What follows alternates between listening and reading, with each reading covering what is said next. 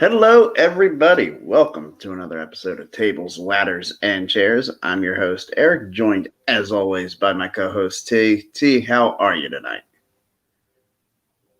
I think we're on a little bit of a delay, but hopefully... Doing all right. All right. Good to hear. So we're going to talk a lot tonight. We're going to, lots to get into. Obviously, the upcoming WWE Draft. We're going to go over our homework assignments. But before we get into any of that, we are going to talk about the not so extreme rules pay-per-view, or as you dubbed it, the rules pay-per-view. So as soon as you get all caught up on, as soon as we get caught up with each other, and then just give me your thoughts, okay? And we'll go from there.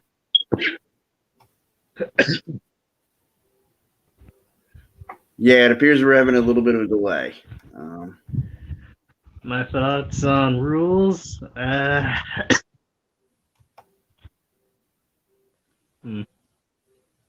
Well, rules was good, but that ending was started off good and then it got bad. Yeah, definitely agree with you there. Definitely agree. I apologize for anybody watching and thinking, why is it taking these guys so long to communicate with each other? But we seem to be having a bit of a delay, so just bear with us. We're going to get all our thoughts out there on the show. I'm going to see if I can. I don't know if there's maybe some issue with my internet connection as to maybe why we're having an issue. I'm going to see if I can exit out of some programs to make it work right. But yeah, I agree with you on the ending of the Finn Balor and Roman Reigns match. Definitely less than ideal.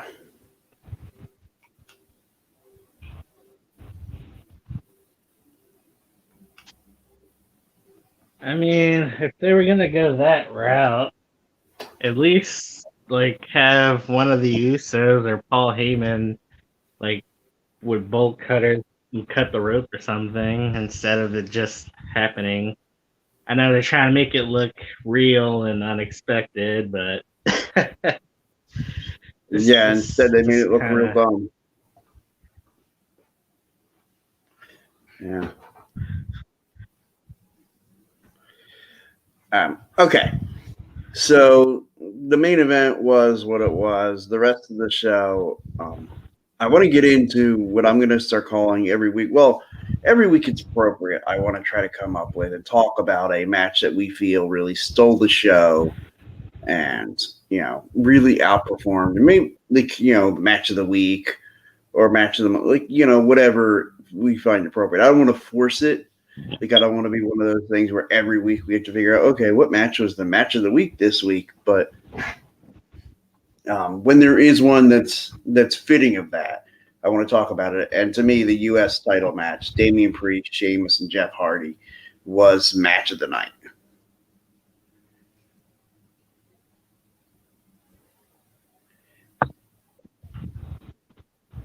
Without a doubt.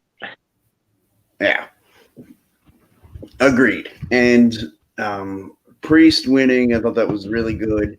Although I got to be honest, by the end of the match, I went in believing Damian Priest had to win. No other outcome was acceptable. By the end of the match, I was okay with the idea of Jeff Hardy winning the U.S. title.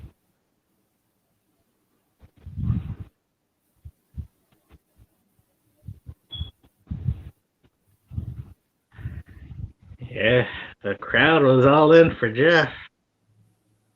It was quite a spectacle. It really was. I would agree with you there. It was quite even when Damian Priest and Jeff Hardy were doing the back and forth. Yeah, they were cheering the Jeff Hardy shots and even booing the Damian Priest shots. Yeah, I agree with you on on that like dynamic. The crowd, it was crazy. yeah. Anything else about the pay-per-view we really, we want to get into before we move on? Because to me, it wasn't a very good show, other than like the Roman Finn was interesting, but the best match of the night, Damian Priest and the triple threat.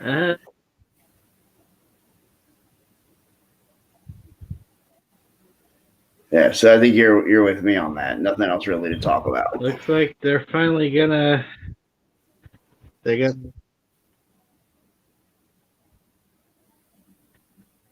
Not really. I mean, looks like they're gonna get rid of the evil spookiness off of Alexa Bliss.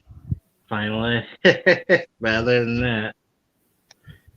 Yeah, I would assume that Lily getting torn to shreds means that's the end of the Fiend version of Alexa Bliss. I don't know how you come back from getting torn to shreds.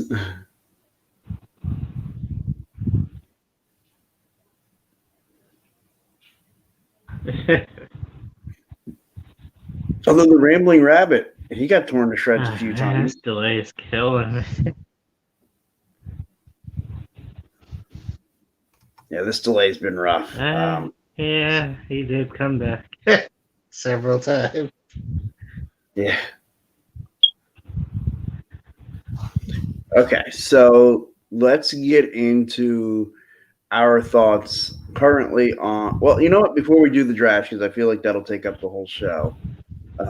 Let's go ahead and I know we talked about off air our homework assignments, and if you want to give me your synopsis on the Sting Ric Flair Clash of Champions. I know you said you didn't get to watch all of it. You got to watch a little bit. Just give me your thoughts on what you watched.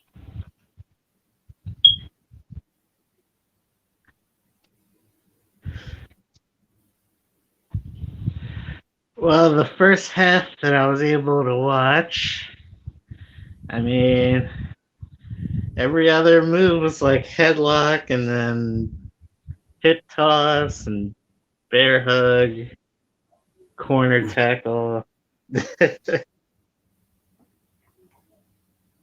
Yeah, I mean, not much of a spot fest. I mean, I'm sure it probably got exciting at the end, but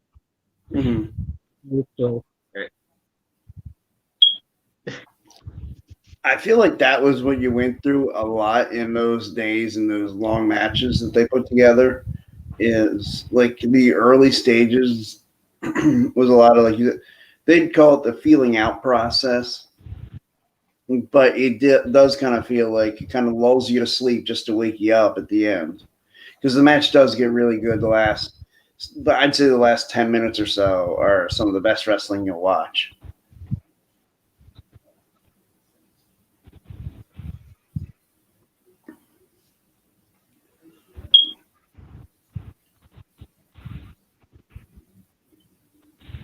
I'll give you a more modern match for this. I need more spots, more. Yeah, I'll give you a more modern match in the next, our next assignment.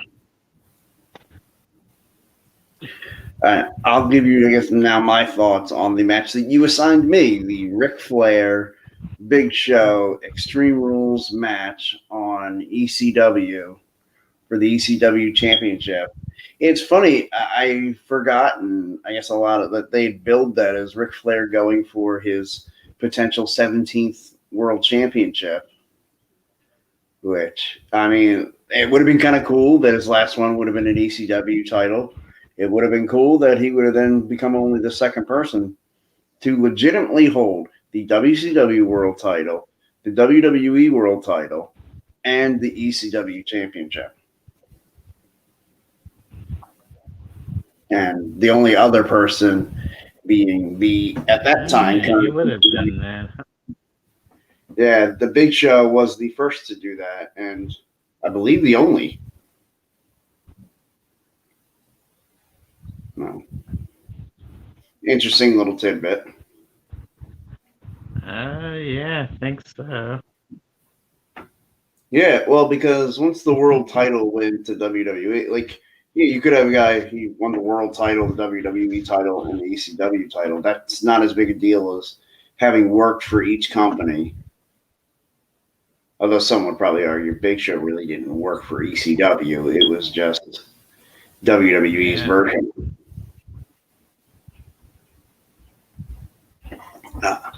But yeah, good match. It was a little like watching it back years later. It seemed to me like I was able to enjoy more of it than I did maybe when first time I watched it live.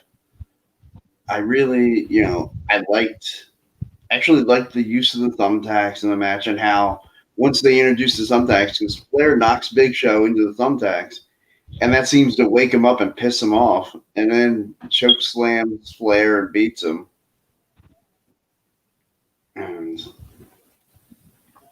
like I said, like not a great match, but like I think one of those that time has made it seem better than maybe it was at that time.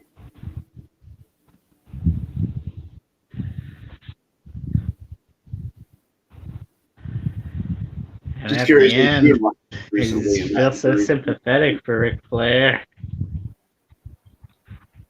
Yeah, no, I mean it would have been really cool Ric Flair to win his 17th title and win the ECW title as the final belt. And for a true ECW fan like myself, that would have been pretty cool.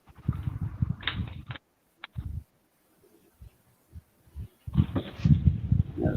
Those who don't know, I actually went to several ECW events. Everything all right there, T?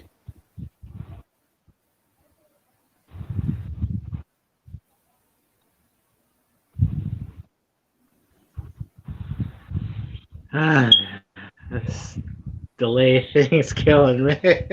Oh, I know. Yeah, it's rough. I apologize. Anybody watching, if you're having a tough time with it, yeah, I appreciate you hanging in there with us.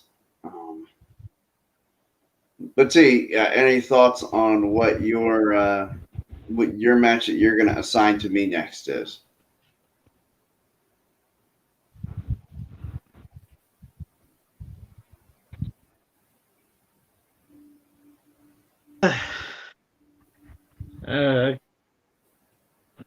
Gonna go with the classic. Nice and violent. Kurt Angle versus Shane McMahon, King of the Ring. What was it? 2001? 2001, yeah. You know the match. Really good. Yeah, where at one point, I believe Kurt Angle breaks his tailbone in the match with throwing Shane through the glass, and to the point where he didn't think he could actually suplex him over and was worried about breaking Shane's neck, and so he just kind of throws him through the glass.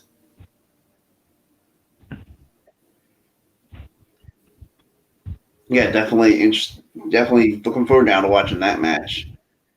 It's funny because I was originally thinking I would give you Vince versus Shane at WrestleMania 17. But I think I'm going to, because last week we both did Ric Flair matches. This week, both doing Shane McMahon matches, I feel like would be, counterproductive to what we're trying to do. So I will give you. Well, I'll give you one of my all-time favorites, another King of the Ring match. It could be a feed. That's true. All right, you know what? Yeah, we'll stick with that. I'll give you my other match next week, the one that I was going to go with. Okay, so yeah, Vince versus Shane at WrestleMania 17. That's your assignment. It is another one of my favorites. Guess that means wrestler of the week is Shane. Yeah, last week it was the greatest of all time, Ric Flair. This week it's Shane O'Mac. Best in the world, right?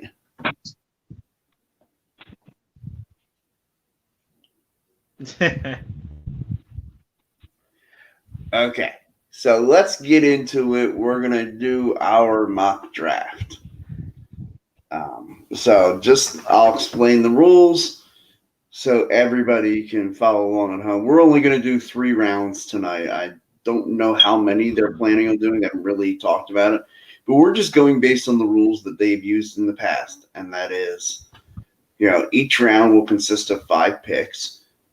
3 from Raw, 2 from SmackDown. I will be acting general manager of Monday Night Raw. T will be the GM of SmackDown. And now you can draft teams, or you can select if you want to just take one individual person from the team. And in this case, and pretty much everybody's eligible. I don't know what they're going to do for their eligibility rules. I know that they had pools of guys that are available for SmackDown, for the SmackDown portion. What about What's that?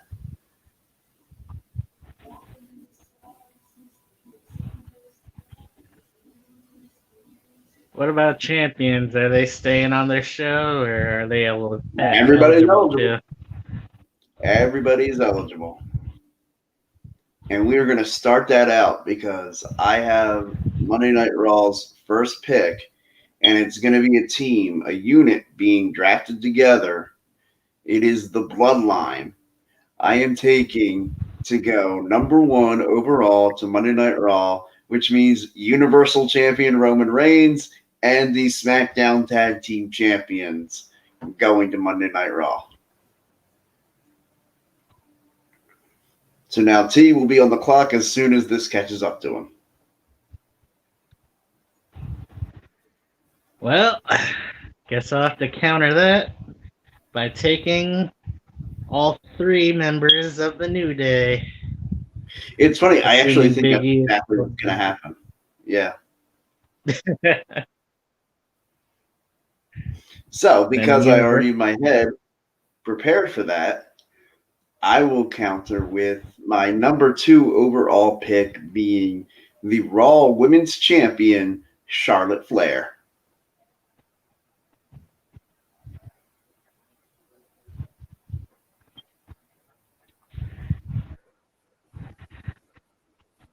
And I will pick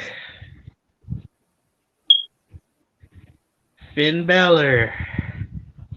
Ooh, okay. Okay. I kind of like it. Now that means Finn will not get the challenge for the Universal title again. He will have to challenge for the WWE Championship.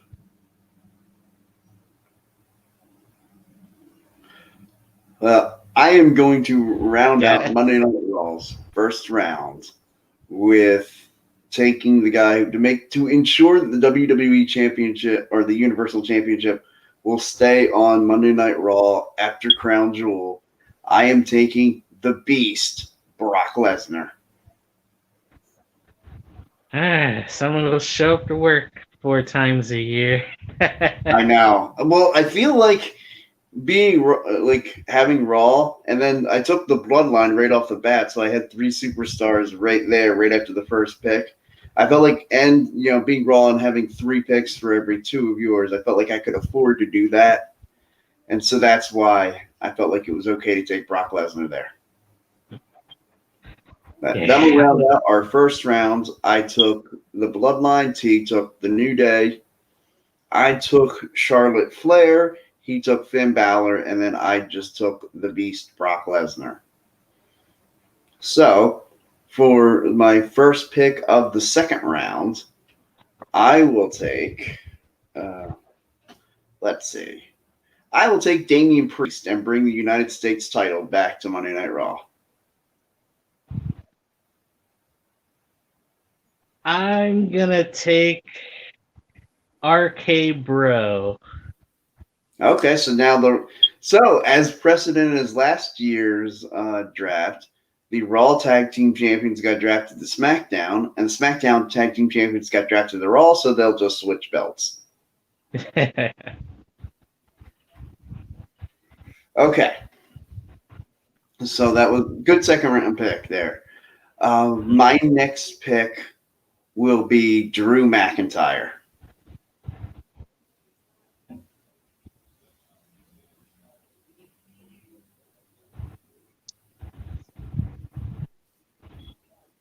I cut you off. Who was it? Drew McIntyre. Sorry. McIntyre. All right.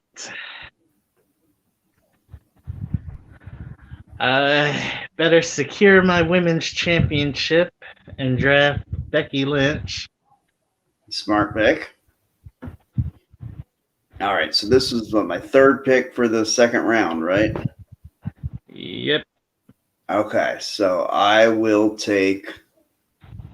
Who do I want to? You know what? I want to ensure that I have a really good women's division, and it's not a deep women's roster right now. So I will take the EST, Bianca Belair.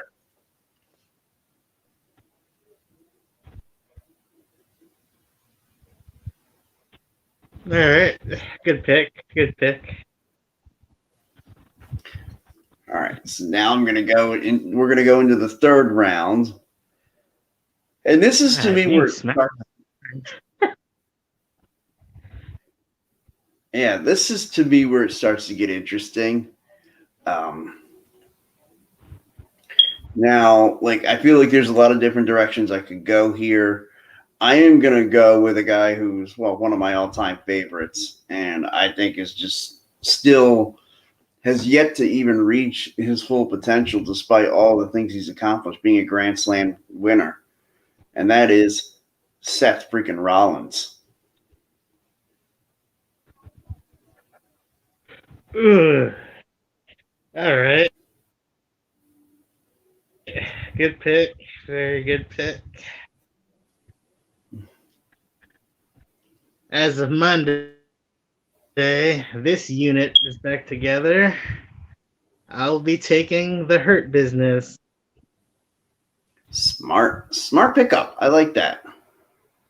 It's way to maximize that. Get the factions in one pick there. I will be going. And I need some heels. Yeah, right. I will be going with a guy who, again, another underrated superstar, someone who, man, I just don't know why they're not giving him the big push that he deserves. This is Cesaro.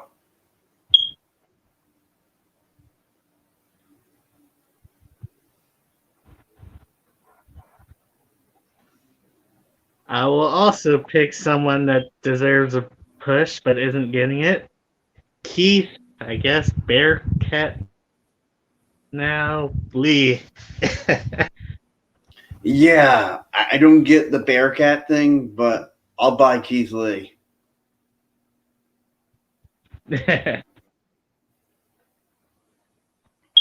You know what? I will go with.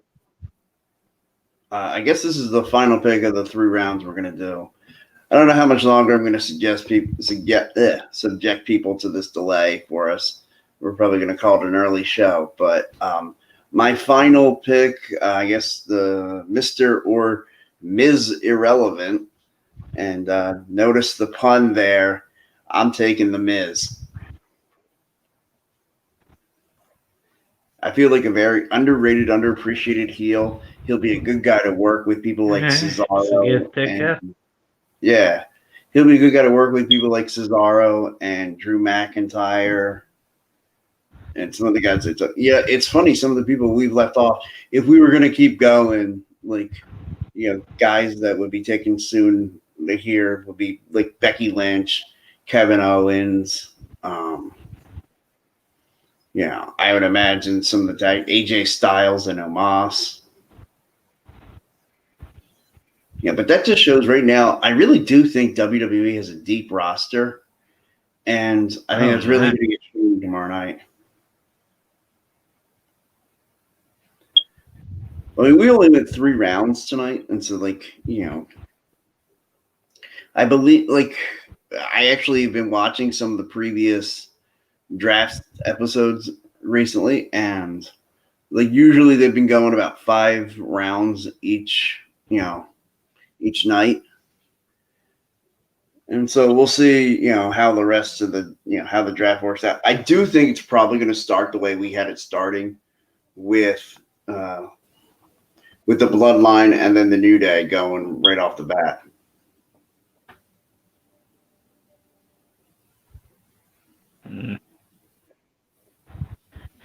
Like, I definitely think if it wasn't Roman for this and the whole delay Bloodline. thing, I'd definitely do some.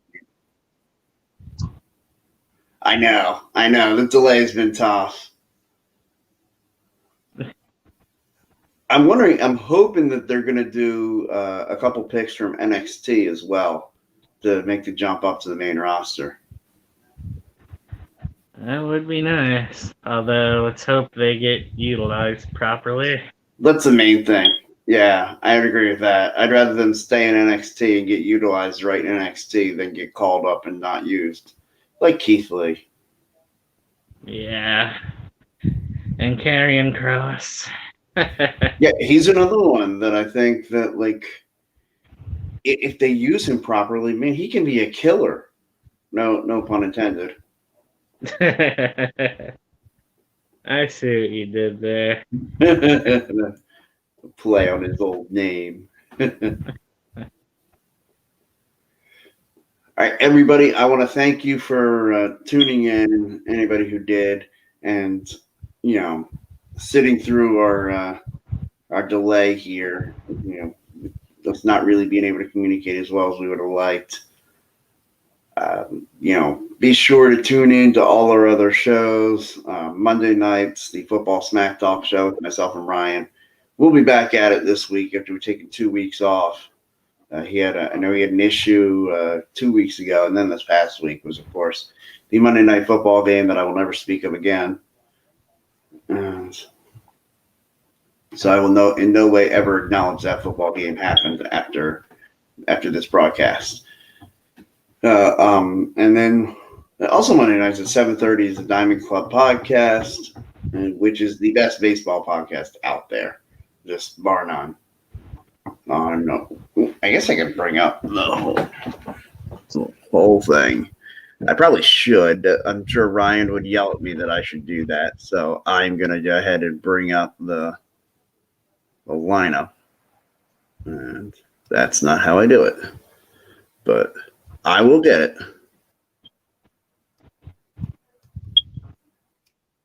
Right, and now there we go. Yay! Look at that. See, Ryan, I did pay attention on how to do this. All right, yeah, the Diamond Club podcast Mondays at 7:30. The Philly broadcast on Tuesdays at 6:30. We're featuring Ryan and Ryan. They're a 4for4 sports team. They have a good time talking all things Philly sports. Wednesday nights, you get the Bald Eagle podcast with former semi-pro football player Sean Crespin, the Bald Eagle. He goes drive-by-drive, play-by-play, breaking down everything that happened in the Eagles games. This Sunday yesterday's episode had to be tough for him to do, being a big Birds fan, and they were god-awful. See, this is where I'm envious of you not being a football fan. But also Wednesday nights at 8 o'clock, Mike Sports with myself and Landry. Thursdays start off with Tendies on Patterson at 5:30, and then it's wrestling night here on Philly Sports Alliance. Tables, ladders, and chairs at 7, and then at 9 o'clock, Over the Top Rope. Great podcast. I'm looking forward to watching whatever they're going to bring out tonight. And yay, now we look like us. Everybody, thanks for tuning in and giving us a watch. See how good we did on our first 3 rounds of the mock draft. Tomorrow night on Fox, check out the WWE Draft Night 1. It will then conclude Night 2 on Monday Night Raw on October 4th with the rest of the WWE Draft. We will be back here next week to break down all you need to know about the new landscape of WWE, what's changed, and what you can expect going forward. Hopefully lots of interesting things to talk about, and we'll start to, look at what's maybe going to happen at Survivor Series or at Crown Jewel, Crown Jewel I know is first in a couple of weeks. I think it's on a Thursday at 1 o'clock in the afternoon Eastern time. That's great planning, WWE. It's playing a pay-per-view for when everybody's at work. That's brilliant. I don't know. I think we putting it on a Thursday. In the middle of Yeah, they're putting it on a Thursday at 1 o'clock in the afternoon local time. I realize that like they're 6 or 7 hours ahead in Saudi Arabia, but like you think, okay, maybe put it on Saturday at 1. But I guess they didn't want to do a SmackDown that was taped, but that's probably what they should have done. They should have done a taped SmackDown on Tuesday night and then flown everybody over to Saudi Arabia and been ready for the pay-per-view and do that on Saturday.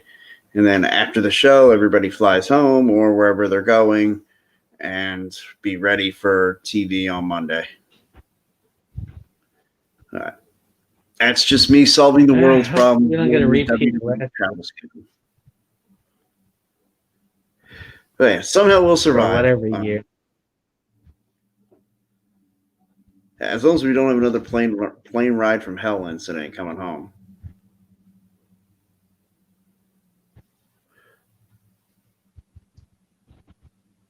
Plane ride from hell too. That does sound like a good episode for Dark Side of the Ring. Everybody, have a great night. Thanks for watching.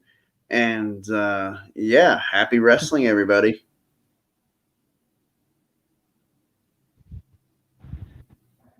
Good night, everybody.